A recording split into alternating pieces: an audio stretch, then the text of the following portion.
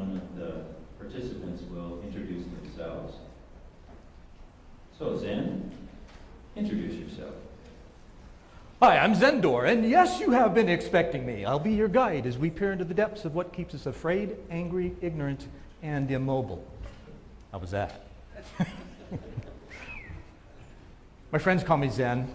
I have been graced by Debbie's choice to be allowed to speak with you during this time, and I really am thankful. I'm humbled by it, and I would like to ask your permission to be able to speak about some things that may take what already expanded consciousness you have to yet a new level. Part of what I'm going to be sharing, as you can see by this slide, is about the messianic complex.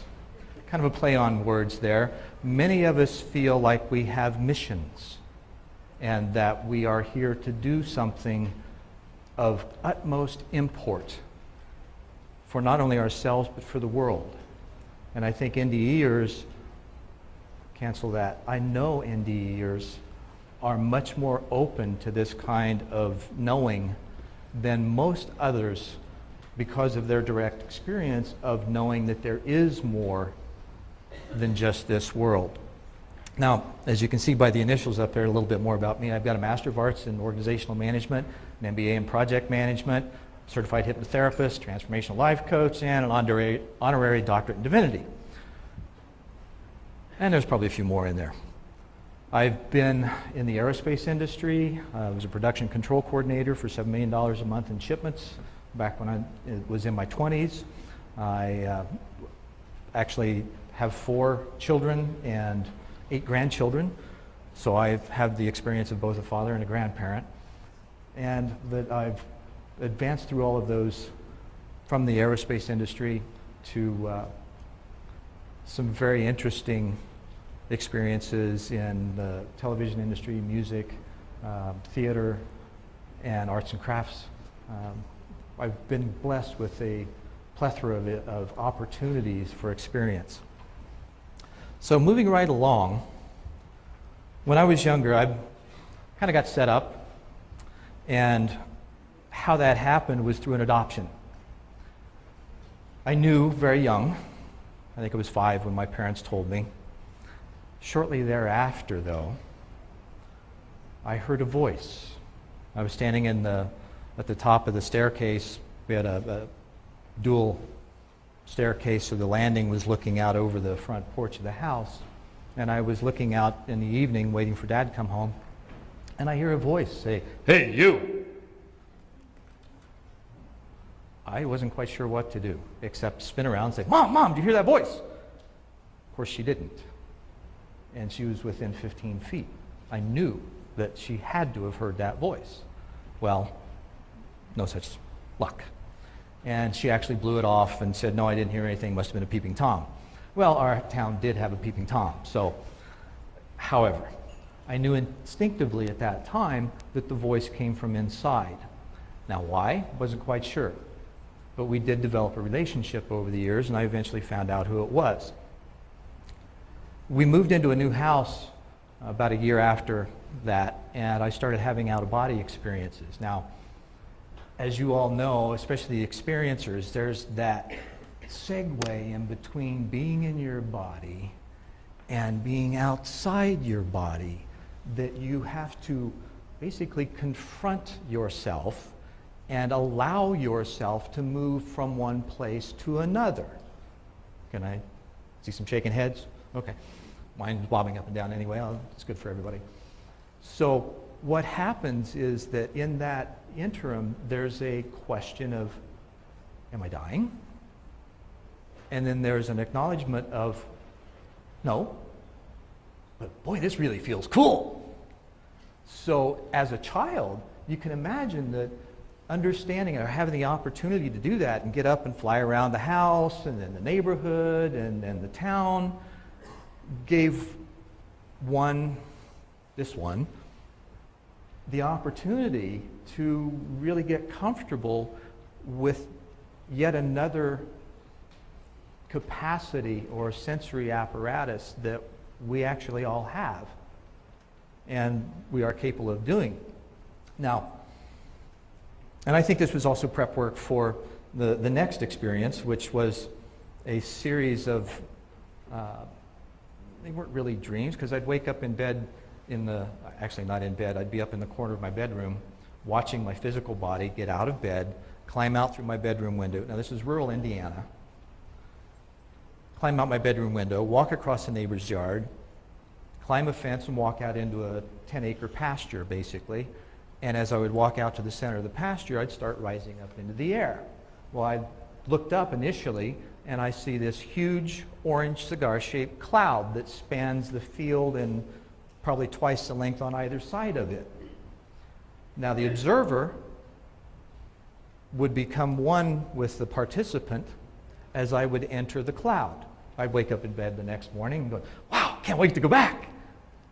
Never really remembered what was going on inside of that cloud, nor did I equate it with anything at that time. Nevertheless, it lasted for about 2 years, and at least twice a month it would happen. So it was a very thrilling experience, and yet there was still this, for lack of a better, non-local consciousness that was happening in the process. Now, during this time also, as a kid, I think we all actually have insatiable curiosities, especially when we have experiences that are beyond the norm or that really intrigue us to learn and grow and experience and explore and really, in some cases, exponentiate our understanding of what we're capable of doing, even though, and I'll use a Star Trek term, the grups don't have a way. Remember the grown-ups Star Trek episode? Anybody? Okay. So we have the ability to move beyond that. Now, of course, in the BS, that stands for belief system. Okay, we have a challenge to change. Now, when I went into college, I actually was a brainiac as a kid. I may have a few cells left. However, I tested out of 5 quarters going into Ball State University. So I was also living in the honors dorm. And I went through a period where I was really sincerely questioning, the whole thing about the adoption and why am I here, where am I going, what am I doing, what's up. So I hit my knees one day and I prayed and I said, Father, I want to know what truth is, and I'm willing to die for it if necessary. Now, that was probably one of the most, I've had a few prayers that were that deep and that centered from the depths of my being. Little did I know that I was kind of playing prayer poker. Instead of Russian roulette, it was a little different form. So the following week, I came back from class and I put on an album. We had albums at that time. And it was by a band called Journey. I don't know if any of you are familiar with them, but their very first album was very much an exploration of soul and connecting to it. So, a song called In the Morning Day. Lyrics, right before there's a guitar riff that sounds like a rocket ship taking off. Well, right in between those two, this voice that I'd been familiar with since a child says, this is my given name, Bruce, are you willing to die for what you believe in? Oh shit. Christ consciousness, cosmic consciousness. Absolutely. Okay. Guitar riff comes up. I feel myself leave my body. I turn to look at my body laying across my dorm room bed, and then turn back to look where I'm going, and immediately engulfed by white light.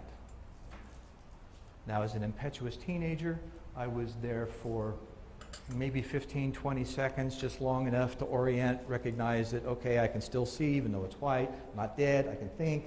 I have no tactile sensation with my body. Wow, is there more? I felt a movement. I found myself then in a sphere of pinpoints of light with an indigo background.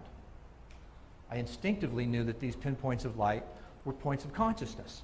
Whether in body or not, wasn't sure because I knew I wasn't. At that point in time, as though this other voice was listening to my thoughts,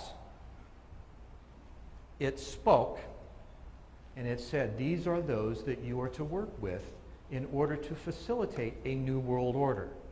It will happen in your lifetime. Know this to be true. Your path will be full of trials and tribulations. Have faith and trust that everything you need will be there at its appointed time. Trust and allow. And with that, I felt another rush of energy and I'm back in my body. Kept my eyes closed. The feeling of that reintegration was exquisite, to say the least. But then, 18 years old, what the hell do you do with that? Okay, am I the one? No, I don't think so, because it talked about all of these others. So there's this differentiation, and there's this capacity to move beyond self and realize you're part of a whole. Well, during that process, too, after I came back, I opened up to the clairaudience. Clairaudience, clairsentience, clairvoyance, okay. I used to get joked about, Bruce and his font, right? So I figured I'd bring in the clairaudience. So in that process, then, I also had an experience of hearing many others speaking. Now, these were other voices. They were and of course this was at college, under pressure, going back and forth between the dorm room and the cafeteria, so I was hearing all of these negative, self-degrading, self-deprecating thoughts that all started with you. Well, I was already answering to hey you. So I thought it was all about me. Well, contrary to popular opinion, it's not all about me. However, what I was doing was freaky. I just didn't understand it. So I locked myself up in my dorm room. Fortunately, I had a friend that came over and said, "What the hell are you doing?" And I said, "Well, here's what's happening." And he said, "Are those voices yours?" And I said, "No." And he said, "And?" So at that point, I realized, oh, those aren't me. It's not about me. They were others speaking their self-deprecating thoughts, which we all do during that period of life, I think. We're always beating up on ourselves, and maybe to this day. I hope not. However, it gave me the insight of being able to begin to discern what to pay attention to and what not to pay attention to. Now, also during that time, I was reading many books from Siddhartha to a whole slew of things from Carlos Castaneda, and I had the question of, okay, if I have a guide, who is he? What's his name? How can I communicate? A couple of days later, in meditation again, center of my vision, the name or the picture of an ancient-looking Indian, and the name Zephyr came into my mind, same instant.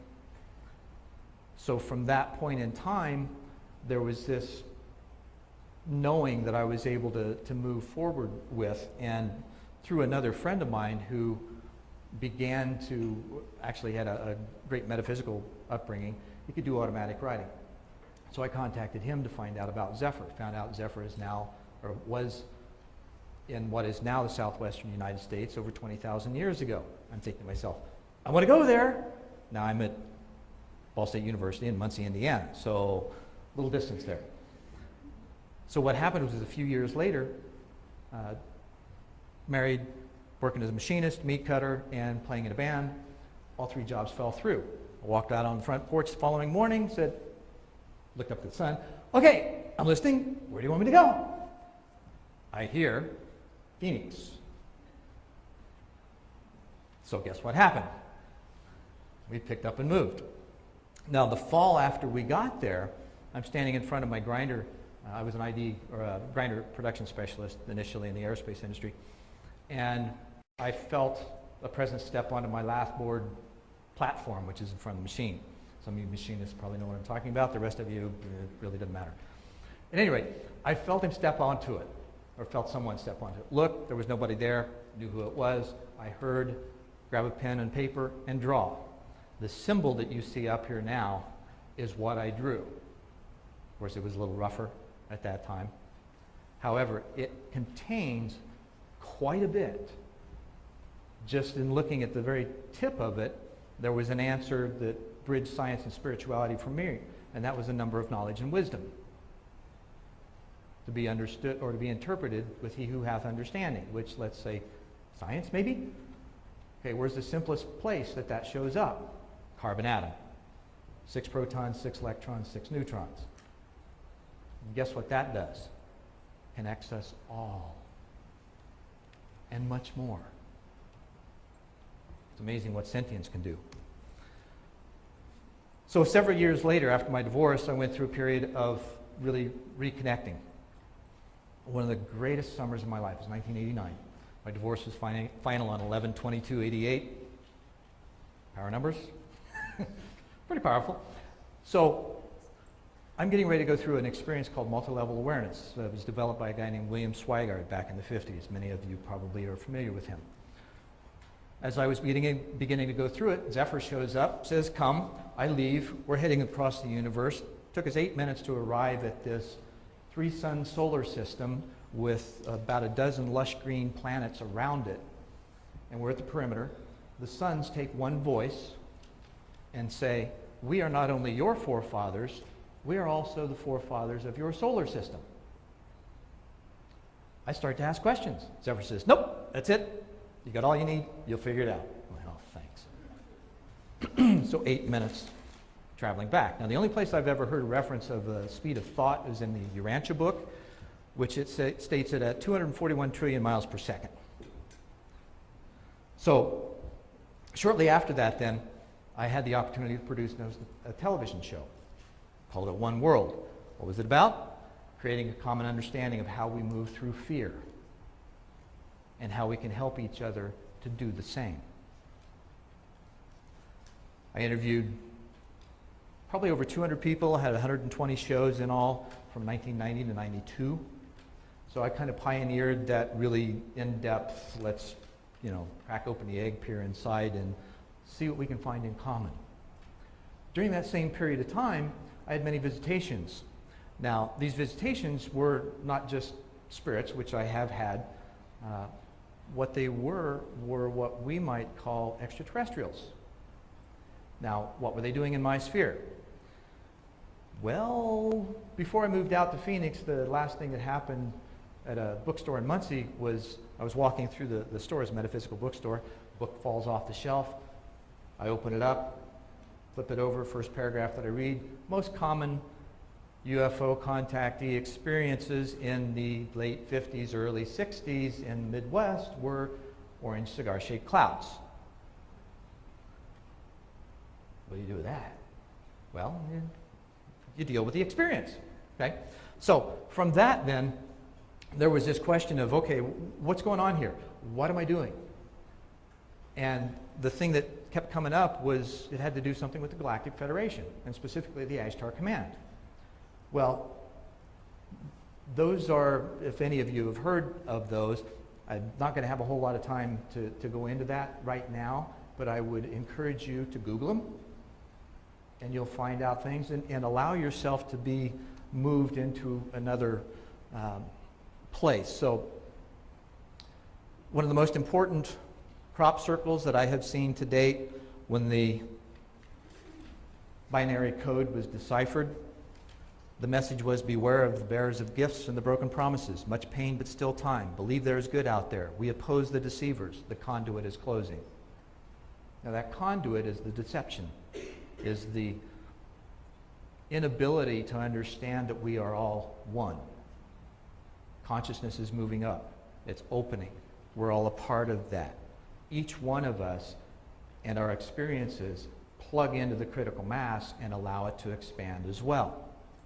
And because I am running short on time here, what I'd like for you to do, now, in some cases, and maybe even when I just spoke about the Galactic Federation and the Ashtar Command and things like that, you might have gone, oh, wait a minute, and your energy just kind of compressed for a moment.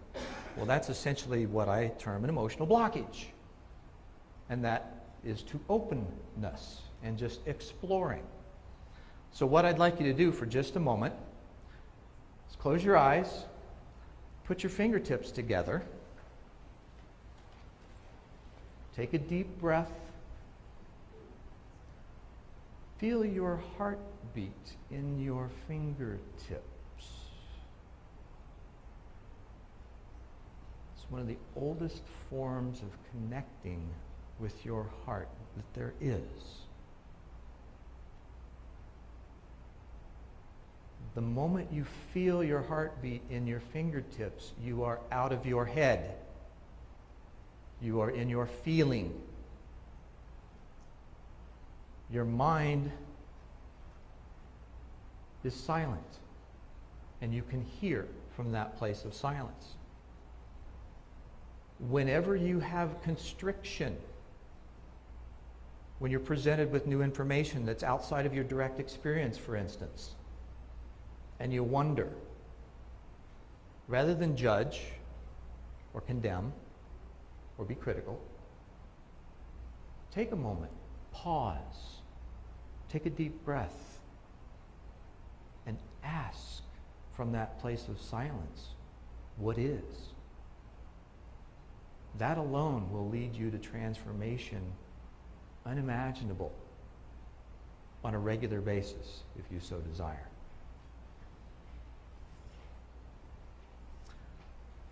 If you'd like to know more, I have a book for sale in the bookstore. It's called Transformation, A Guide for Change, and it encompasses many of the tasty tidbits that I've been able to garner over the years of how to keep myself sane while dealing with experience beyond this world and those of many persuasions that tend to want to challenge my reality.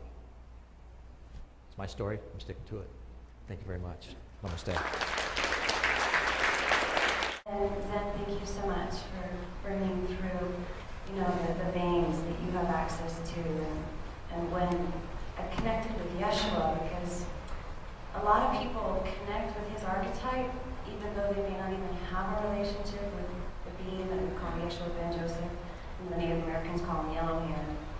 And so when we talked on my journey, when he went through that rite of passage and opened up to that cosmic Christ frequency, the main symbol that he used was share with people about the butterfly metamorphosis.